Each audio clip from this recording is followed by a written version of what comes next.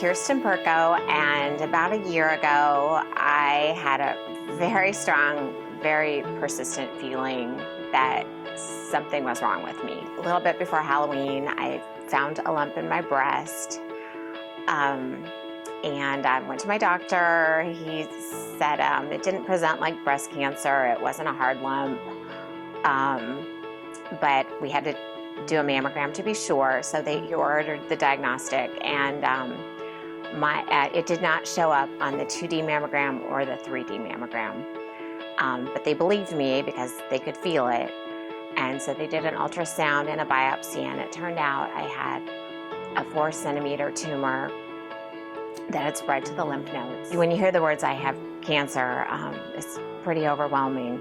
The way I had to handle it, I went into my head. I read literally 30 books about cancer and breast cancer on my Kindle, because I feel like knowledge is power, and it made me feel like I had a little bit of control in a situation that was out of control. And through that, I did learn that there are things that you can do to improve just the way you feel going through treatment, and also to help with a more successful outcome.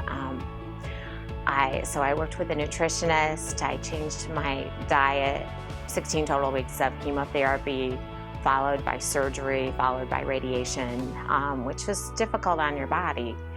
And one of the things that helped me a lot was I went to see Justin at the Wellness Connection for acupuncture. So acupuncture is used a lot more recently to help with the side effects from cancer treatments.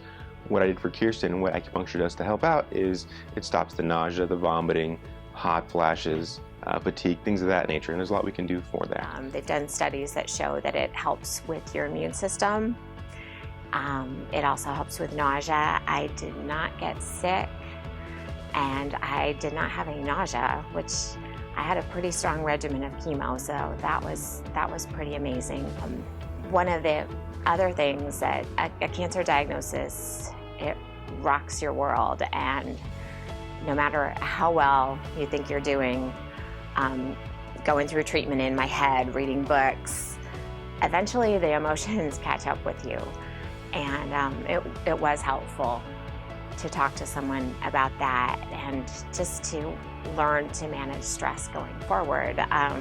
So once you've had cancer, that's a stress that stays with you for the rest of your life, and you have to figure out how to do that. That has been really helpful for me as well, just to speak to a professional and just to figure out how I'm gonna live my life in a healthy way going forward.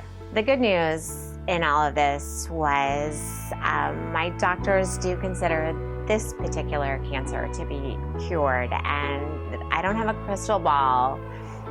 Sometimes breast cancer comes back, but right now I have a clean bill of health, and I'm really grateful. And I'm really grateful to the Wellness Connection. They've had so many resources here that were able to make a difficult journey easier. And I hope to keep living a long, healthy life. So thank you.